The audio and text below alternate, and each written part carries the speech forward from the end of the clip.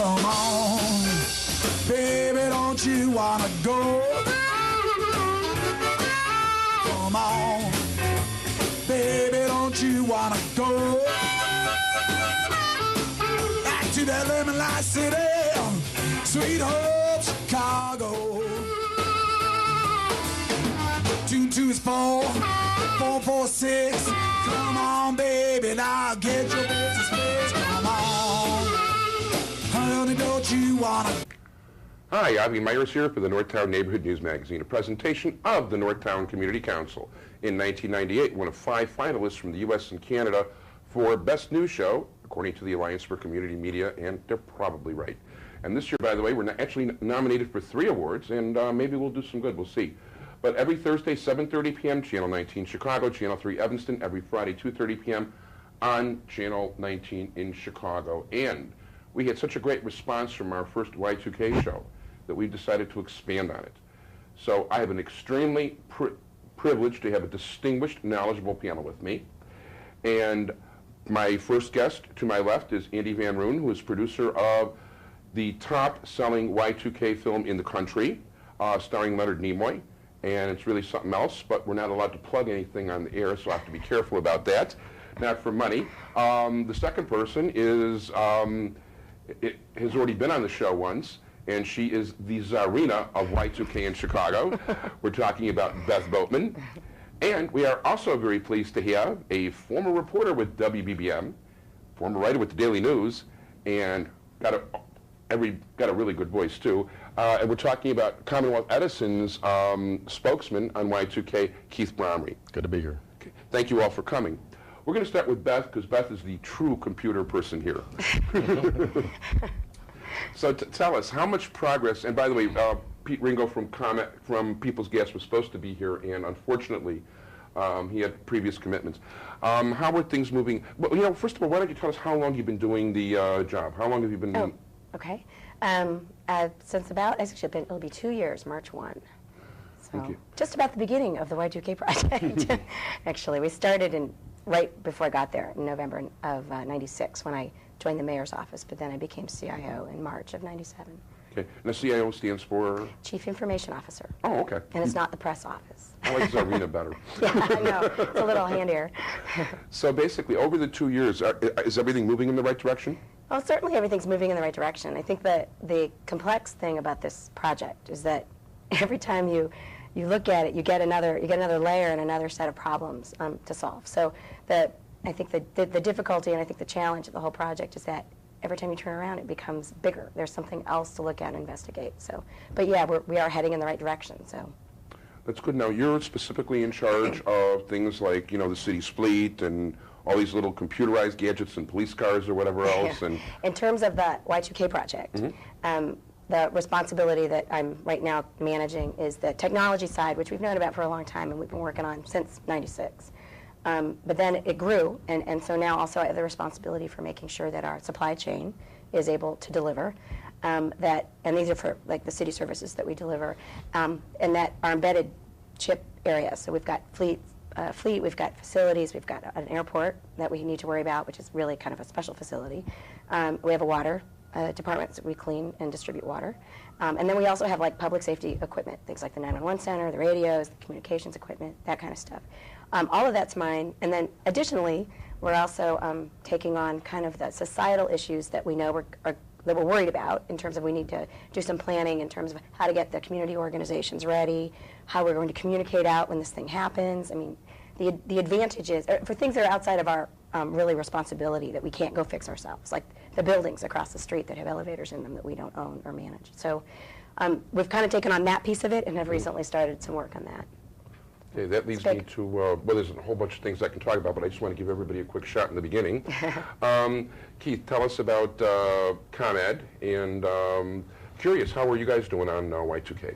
Well, ComEd started on the Y2K problem back in 1996. We've committed between 200 and 300 people to this effort, both employees and contractors, and we're planning to spend upwards to $60 million on compliance. As of today, we're 85% compliant with our systems and embedded chips in terms of going in, doing an assessment. First, you have to do an inventory of your various computer components, and to be sure that you do the assessment to see if they're compliant. Then if not, you have to go in and do the remediation. And right now we've done the first 2 steps, and the rest involves just the remediation of where we see you know, the Y2K problems with some of our systems and go in and fix them. We expect that at this point we're going to be fully Y2K compliant by the end of June. That's 6 months in advance. That's Right. That's great. You like that, Beth? Oh, yeah. I really like that. Question: How do you check? I mean, in other words, what do you do? Set the clock to 2,000 on these things and see if it works, or I mean, is that? There is testing involved. I mean, it's not just go in and do the remediation and then walk away from it. You have to test them. And we're also overseen by various governmental agencies, including the North American Reliability Council, which is a Washington-based group. Also, the Nuclear Regulatory Commission, rather, when it comes to our nuclear compliance as well. So it's not just us saying that, hey, folks, we're compliant. It's others looking at us and saying the same thing. Gotcha. Before I get to Andy, who I'm not neglecting, as long as Pete Ringo from People's Gas is in here, I know that Beth has been talking to People's Right. Gas. How do they sit right now? It's a little shaky legal waters for me to be repeating, but from our face-to-face with People's Gas, they have a good plan in place. It looks similar. I mean, all of our plans begin to look they shake out to look the same because we're really dealing with the same problems. And they are making really what they termed as actually very good progress, and are actually somewhat happy. One of the things they've done is they have finished their inventory and assessment of the chips in their distribution channel, where they pump the gas, they distribute the gas, and they found that, I can remember part of their report was to say that they were pleasantly surprised they didn't have as much to fix as they had worried, which I think is generally, from everyone I'm informally talking to in private industry and in government and utilities, is that generally that is what we're finding. That I think in the beginning we all thought, oh my gosh, every traffic light, I have 2,000 of them, you know, how awful that would be to replace all those. And we're not finding that.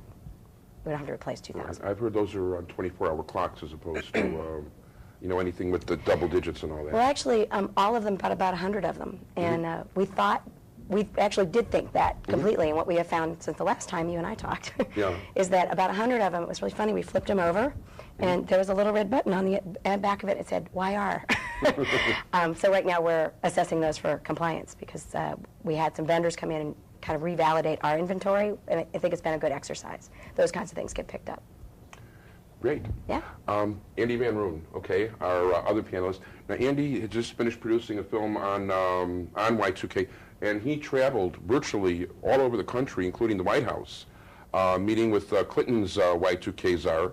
And Andy, why don't you give us some of your insights and some of your concerns? Because, like me, you're a layman, although I know you got a computer at home, and so do I. But yeah, well, it's as Beth and Keith and I have talked about, it's not really a computer problem. The issues related to Y2K are real simple, and the whole idea is that it's based upon lines of programming and embedded microchips. And Beth and Keith, you can correct me if I'm wrong on some of this stuff, but the computer programming and embedded microchips were written with a computer language COBOL, and that stands for Computer Business Oriented Language, and that was written a long time ago. The real problem with it is not that it's hard to fix in any one case, although it tends to be problematic because it's a very arcane computer language written a long time ago by a lot of people. And so when technicians or computer programmers or scientists are going back in now to review each line of programming, they're finding that a lot of the language is written in sort of almost a playful language that was written by the original programmers because they were bored at the time that they were doing the programming. So what I'm saying, though, is that going in and reviewing each line of code is not that big of an issue because everyone knows what to do. The real problem is that there are literally billions of lines of code and microchips worldwide infiltrating our power grid, our water supply, food distribution systems, things to do with air traffic, things to do with trains, switching systems, basically in every form of society. So it's not really an issue of your own personal PC.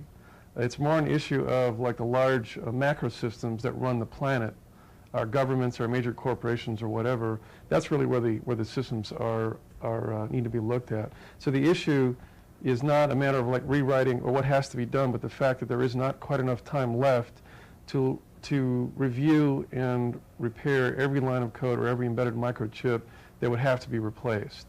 As a result, what we're looking at now, in do the documentary, we did fly all over the country. We were in Seattle, Chicago, Nashville, New York, and D.C.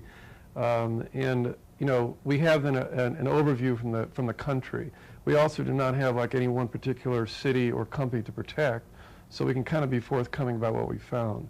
What we basically feel is going to happen from our assessment, and again, not about Chicago per se, because I think Chicago and New York, they have very, very, you know, intelligent life forces at work that are basically insulating their life support systems. Well, she's sitting to your left. I'm insulating the life support system. That sounds very neat. They're both there. No, you talked about the intelligent, you know. Oh, that too. Like intelligence, beauty, all that stuff. Yeah. But the reality though is that the real problem, according to John Koskin, President Clinton's Y2K czar, is that the problem's going to occur more in Middle America, where you have like fire stations and police stations and water delivery systems, where they're really coming up. They're very slow to come up to speed on the whole issue. And I know that I now reside in Nashville, Tennessee, and we interviewed the chief information officer there, who doesn't think there's going to be a problem. And we also, like a problem in and of itself. Yes, it is, and that means that they're not even addressing the issue. They're on it, but basically they don't think there's going to be any kind of a problem to deal with. And he is basically talking then to the Office of Emergency Management, whom we also interviewed.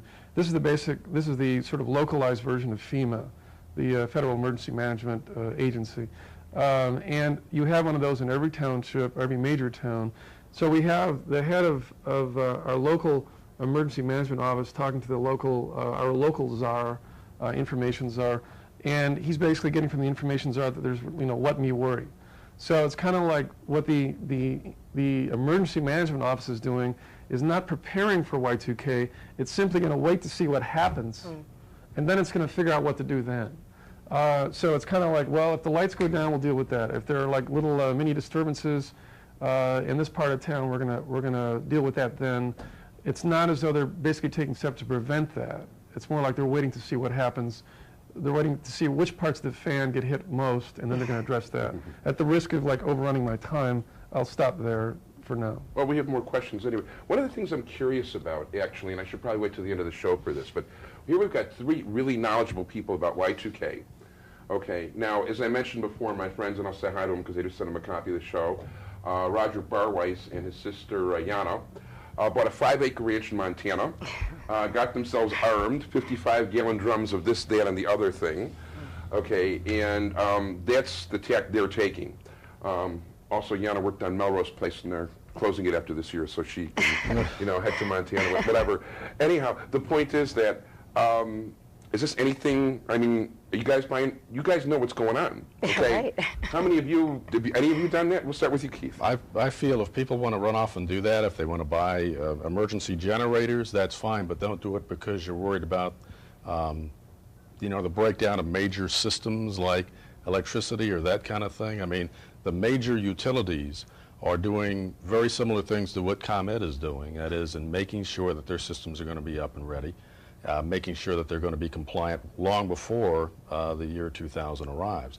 What they're doing otherwise is making contingency plans by making sure all their generating stations are up. They're putting more power out there than it's going to be needed. So they could have it in reserve later? So it's, yeah, so, well, you can't really store it, but what you have is it's there. Yeah. It's going to be more than we need, so if, you know, one part of the system somewhere starts to cause a problem, at least we have an oversupply of electricity to be able to make up for that. To be able to generate. Yeah. Not that I want to get you in any trouble, but are you yourself taking any preparations? I mean, you talk about this thing, it's part of your job. I mean, are you stockpiling food? Are you getting armed? Do you have an emergency generator? Nothing like that. No, I don't have an emergency generator. I trust my utility to be able to keep going beyond 2000. I hope that gets you a raise. And I would like to say he must trust his city, too. Yes, I trust the city as well.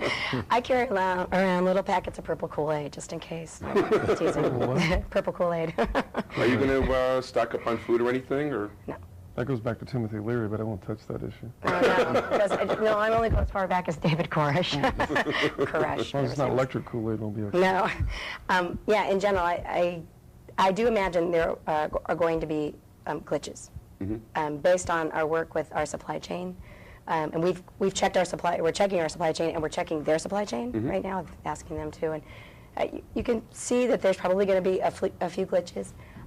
We feel confident, given when we've been meeting with ComEd, that they're working a good plan. So, and the worst case, in my opinion, would be losing the utilities because they all depend on each other. Right. People's gas needs electricity. They need Ameritech or the phone company to. Right. You did something you taught me last time. Is telecommunications how important how are It's they really doing? important. We actually have a meeting with Ameritech this month, but we have been meeting informally with our representative from Ameritech, and their switching network is on. Well, right now they're testing for compliance, so they think that they're very close. So we're feeling. I mean, I'm very happy with, I think, so far the progress that the utilities are making, and that is really our primary concern. And then we have to worry about being able to deliver emergency services and those kind of things. I might say, too, that in our review, and as I say, we're 85% compliant, we've already looked at everything. We haven't found any silver bullets. That is, we haven't found any situations or any code that was written for any particular system that would take out that system.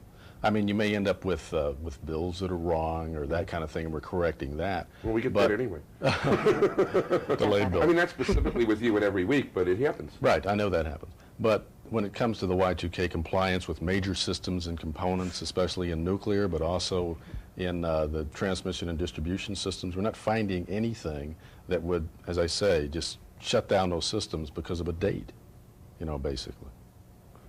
Okay, now, Andy, you stock it up? You got a ranch? Well, actually, you live on a farm outside of Nashville. Well, what I want to indicate is that my family owns a farm, a 44-acre spread outside of Nashville, and we are, in fact, I'm installing a manual water pump, and we are already beginning to get a month's supply of dried foods and canned foods. We are getting there are different types of backup power systems. Again, I think that what you're looking at here is a disparity between a major city like Chicago and less major metropolitan areas around the country, and in terms of the necessary or the requirements for preparation for something like this. Because if you're insulated in an environment like New York City, where Mayor Giuliani set up a war room 18 months ago, and he's kind of quiet about it, but basically it's Y2K related. And the factor then is that entities probably in less powerful areas, less metropolitan areas where they're highly organized under someone like a Mayor Daley or Mayor Giuliani, they probably do need to prepare. And even in insulated environments like Chicago and New York City, they are still very dependent upon the distribution of foodstuffs and resources. If you have power grids or sections of power grids fail around the country, and there will be failures around the world, by the way, which is another issue, those ultimately may have repercussions on even the major cities in different ways. So to answer your question, we are in fact preparing, but I think to quote one of the entities that we were interviewed in the documentary, a guy named Tim Wilson, who's the head of Y2KNews.com, he basically said that people that are going to stock up on guns and ammo and head for the mountains are basically going to find a lot of other people with guns and ammo in a really bad mood. I know. So I'm not happy to be there. The point is that there's no point in heading for the hills. The real issue here, this is a human issue. And even if Y2K turned out to be a major technological phenomena that really interactively sort of like pinballed around the planet and caused systems to fail, the real thing is not really that the systems would fail because they'd be brought back online again, maybe within a few weeks or a couple of months. The real issue is how we respond to that. as a community, as families, as communities, and as an entire collective environment. So you can basically have a freight train coming at you, and everyone can panic and stay on the tracks and get hit. Or everyone can say, you know what, if we moved over here together, we'd be okay. You know, so that's kind of that. You may get this blast of the freight train going by you and a loud, awful noise, but basically, if everyone is heads up about it, the response, the human response to Y2K is far more important than the technological glitch. Things will happen for sure, because we can't reach all these things in time, but essentially, it's being heads up about it, just sort of working together. That will basically solve the day. The human race is far more powerful than the little inventions that it creates. Certainly that's what we've seen. I mean, while we're fixing the problem, we've got our arms around how big it is. Our focus really, now we've started a second focus, which is contingency planning. And, you know, we've written contingency plans, in the process of finishing them for every mission critical service that we deliver. And that has all those things we've been learning from that. It's been actually, there is a great thing coming out of this after 2000, in that never before have we known in such detail how each one of our services gets delivered, and how, if it fails, we still continue it. And for the first time, it's documented. And all that stuff has now flowed up into a much more robust emergency plan. Yeah. Where our emergency plan before, although it's been a good one, has worked for us during the Bulls Championships. Since we won't be having one of those this year, it looks like. Or for 3 or 4. Yeah, it really was written for spotty outages or one component going out.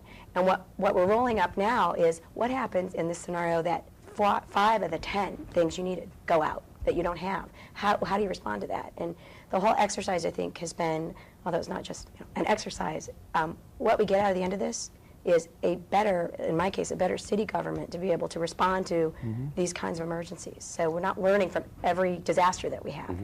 For example, from the snowstorm that we had January 1, which would be the worst scenario next year if we had another one like that. One of the things we learned from that was that let's get the chamber involved to take a look at our emergency plan. Let's define triggers. At what point do we have the chamber start telling all the major companies in the city, stagger your workforce, we're having a hard time with our transportation infrastructure, or this is what we want you to tell your employees, we don't want people to panic and run out of the city. Those kinds of things we're working on now. So we're not waiting for the snowstorm, of the year next year, meaning Y2K failures. So all that stuff's going on now, and we learned that from some of the things that we've been doing, some of the work we've been doing. And just to follow on what Beth says, in the electric utility industry, we have emergency plans. We're used to dealing with emergencies, outages. In the nuclear field, you have emergency preparedness departments that conduct drills and stage exercises every year, several times a year at each plant, to face kind of the unknown or contingency planning. So this is nothing new for us. One of the things that I've heard, and by the way, I am the one person on this panel who is not an expert on the subject, this is for the folks at home, is the interconnection of the power grid. How does that work? And if the lights go out in Montana and New England, is that going to affect us? Well, we're not going to shut ourselves off from the rest of the world. But basically, your major utilities across the country are doing, as I said before, the same thing that we're doing. That is, they're making themselves, they're working their plans, and they're making themselves compliant. So we fully expect that the major utilities across the country are going to be okay. You may have smaller utilities here and there who may have a problem. But for the most part, we're going to have our plants up. The major utilities are going to have the majority of their plants up. They're not going to go into your normal outages for repairing equipment and stuff like that. They're going to have that all done ahead of time, so that when the date rolls up, you're going to have more power out there than you need to be able to make up, we think, for any kind of shortfall that may happen because smaller utilities may not be there. Sounds good. I do have one other question, which I actually have more than one other question, and we're going to run out of time. But one of the things that does concern me, did you want to say something about what Keith said, Andy? Or? I will be very quickly reaffirm what Beth here was saying, and that I think that there's a major positive outcome. And what you were kind of saying was basically it's like establishing a filing system we had like 30 years ago, and after 30 years you realize that the filing system is out of date. And you've got papers everywhere, and you're walking into a really messy office, and after a while you realize that after 3 decades of walking into it, you've gotten used to it. And suddenly this is really providing an opportunity to like go in there and not only like refile everything, but or get a whole brand new systems to file everything away. And a corollary to that is that, you know, it is literally forcing corporations and government agencies and everybody to look at themselves in a way that they never have before. It's forcing them to talk to each other in a way they never have before. It's forcing the federal agencies, our government agencies really, to, in a general sense, be accountable to the people. As Congressman Steve Horn was saying, he's the guy that created this Y2K report card, and he had all these Department of Energy with like a D+, and I mean, all these federal agencies were not doing really well last year in terms of their sort of Y2K report card.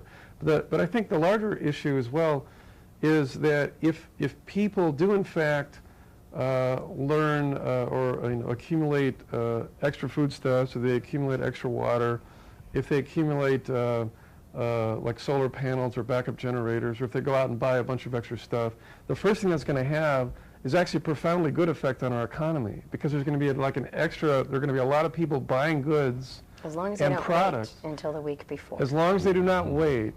Right, exactly. If they begin to wait the week before to like run on, they should not go to a bank and try to get cash at the last second. They should not go to The grocery store. they should not like liquidate stock or something like that. That's not going to help anybody. They should not try to go to the grocery store, because every grocery store only holds about a 2-day supply or maybe a 3-day supply of food. If everybody goes to a grocery store, it's going to be emptied. But the main thing that I was going to say positively is that even if we go ahead over the course of this year, put a little bit away every week or every month, it's going to be a good thing, because at the end of the day, what have you got? You got a generator, you got a lot of food. You know, you have, there's no waste involved in preparing for Y2K. If nothing happens, you're fine. You know, if something happens though and you're not ready, you're going to be in trouble. It's going to be like the ant and the grasshopper classic fairy tale, where the ants in a tree store up all these goods over a long time. This winter storm hits, which in this case may be Y2K, which also happens to be taking place in the middle of winter, December 31st. Yeah, it's a scary But part. so if you've got major skyscrapers that go out without power, you're in trouble, right? And then you don't have elevators, you don't have electricity. You might not So even have air because they're built so tight. you don't have air, you've got to go up and down the buildings. Now, that's why I think that Chicago, New York are going to be on top of it. Moscow, I don't know about. Moscow, I'm in trouble. Their skyscrapers, which aren't like ours, but the ones they do have, I think they're in a lot worse position than we are. Well, our host tonight, Richard Loudy from Devon Bank, and by the way, that's why we're someplace different. This is the boardroom of Devon Bank, where actually the bank's Y2K examiners from the federal government were here today checking on them earlier. He told me that the heads of the airlines in China have been ordered to be in the air on January 1st. I can't decide if that's urban myth or what, but it's everywhere. Everyone's telling this story. Well, I know it's not your favorite subject, but they execute more people than anybody else there, and their regard for human life and human rights ain't the best. Oh, and Tomei Fa Choi to all my Chinese friends, which means may you have a prosperous New Year, by the way. I have a couple, you know, one of the questions that really gets me is, like, let's take my VCR, for example. I've got to keep resetting the clock frequently. So some of these chips probably have the same thing where the clock isn't exactly right. So just because New Year's Eve, nothing happens, or it could happen 3 days before, or let's say a 12-year-old car, could happen maybe to be 10 days off over that period of time. I mean, is that, am I on target here, or? You know, I'm not an expert on consumer goods. Yeah, that we're going to have to find, because one of the things that really, as I expressed last show, the thing that worries me the most personally is my digital thermostat at home. Because of people like Beth and Keith and ComEd and, you know, Andy getting people aware and everything, I think that at least in Chicago, and I should point out too that we had Terry O'Brien on the show previously, and yes, your toilets will flush. There's a manual override, and Beth let us know that our drinking water supply is fine. So we're going to have electric, we're going to have gas, we're going to have water, and we're going to have sanitation disposal. So the key stuff is there. And worst comes to worst, Terry O'Brien says, buy a water filter, boil the water, get it out of the lake. That'll work. And nobody in Chicago is that far from the lake. There's one other issue I'd like to bring up, and that's kind of responding to what Keith said, is that, you know, there are a number of things out there that are not really date sensitive in the sense of, you know, January 1, 2000. But there are other issues that we don't have time to go into that basically Well, by the way, we're going to run over a few minutes, and I'm just going to say now that we're going to roll the credits and run this into a part of a second show, because I don't want to cut the conversation. All right, well, let me get to this because it's kind of important. And the other issue is that there are other dates that are very significant throughout the year before we ever get to the year 2000. And a critical one in terms of programming. Now, the two main other types of dates are that not all major systems run on a calendar year, they run on a fiscal year. And as such, some government systems and some corporate systems are going to start, their fiscal year is going to start earlier this year, and they're going to begin reading towards the year 2000, which is going to cause problems. They're addressing those. The bigger issue, though, and we come to this with NASA in D.C., is the date 9/9/99, which is September 9th, 1999.